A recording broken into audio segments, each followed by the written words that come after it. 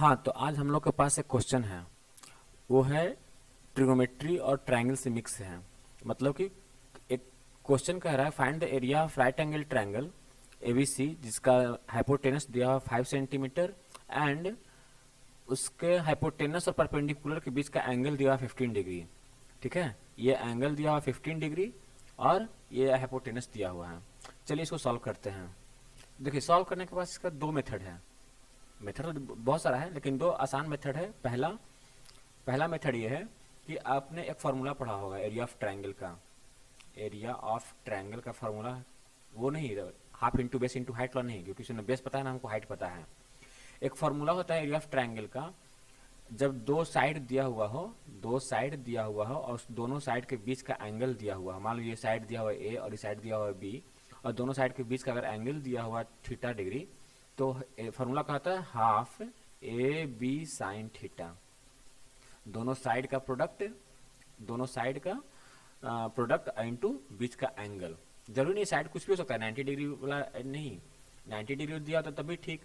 मान लीजिए हम लोग फार्मूला पढ़ते हैं half A into B, length A into B पढ़ते हैं ना, perpendicular into base, B into P, area of right angle triangle.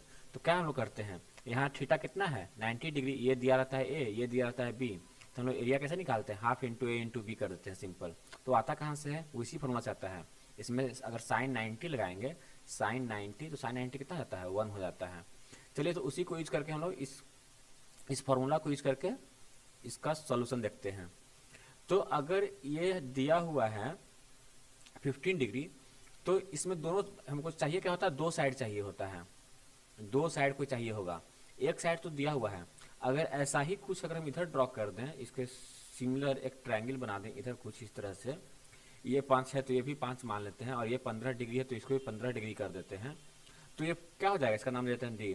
तो एक ट्रायंगल बन गया A B D, A B D, जिसका बीच का एंगल कितना है 30 डिग्री, और ये कितना है 5, ये कितना है 5। तो कह सकते हैं कि इस area of triangle A B D triangle A B D का एरिया निकाल के अगर बटा 2 कर देंगे, आधा कर देंगे, तो triangle area A B C निकल जाएगा ना। Area of triangle A D C, sorry A D C का अगर आधा कर देते हैं ट्रायंगल का, तो ए बी सी निकल जाएगा। तो ए डी सी कैसे निकलेगा, ये निकलेगा, इसको हाफ रहने देते हैं।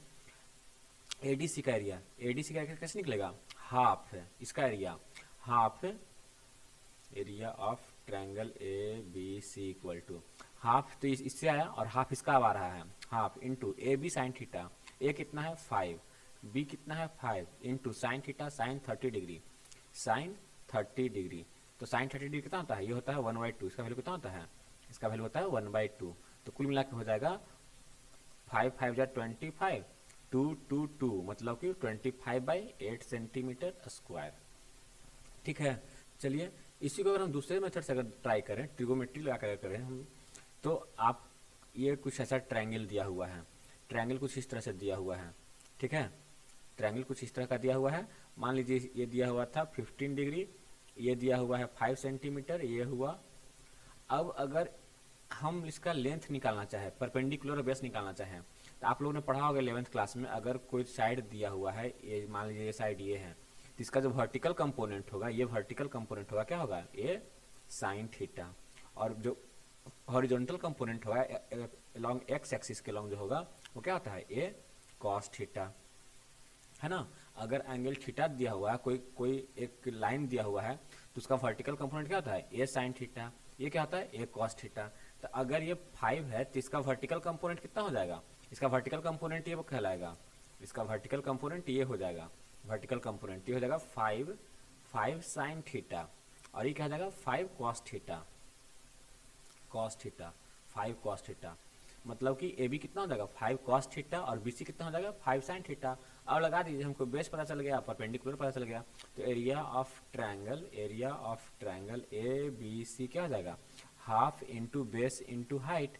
हाफ कितना है, हाफ बेस कितना है 5 साइन थीटा, 5 साइन थीटा, तो साइन थीटा कितना, थीटा मतलब कि 15 डिग्री, थीटा है 15 degree, sine 15 degree into cos 5 क्या हो जाएगा 5 कॉस 15 डिग्री। ठीक है, अब यहाँ से देखिए तो क्या हो जाएगा, हाफ 5 5 जा 25, 25 इंटू क्या बच गया, sine 15 degree into cos 15 degree. अब इसको देखिए तो साइन 15 इंटू कॉस 15 एक फॉर्मूला दिख रहा है, sine theta into cos theta. एक फॉर्मूला होता है साइन 2 थीटा इक्वल टू क्या होता है, 2 sine theta into cos theta. मतलब कि जहाँ पे साइन थीटा कॉस थीटा वहाँ पे क्या लिख सकते हैं, साइन 2 थीटा बाई 2, यहाँ क्या लिख सकते हैं साइन 2 थीटा बाई 2, तो इसके जगह क्या लिख सकते हैं half into 25 into sine 2 theta. तो साइन 2 थीटा क्या हो जाएगा, थीटा है 15 डिग्री, 2 इंटू 15 करते क्या जाएगा, साइन 30 डिग्री बटा 2। आ रहा समझ में। तो ये कितना हो जाएगा, इसको हटाते हैं तो ये हो जाएगा कुल मिला के इसका वैल्यू कितना हो जाएगा, 25 ऊपर हो जाएगा, 25 ऊपर हो जाएगा, नीचे कितना हो जाएगा divided by 4 into sine 30 degree, sine 30 degree कितना होता है 1/2, मतलब कि 25/8 सेंटीमीटर स्क्वायर।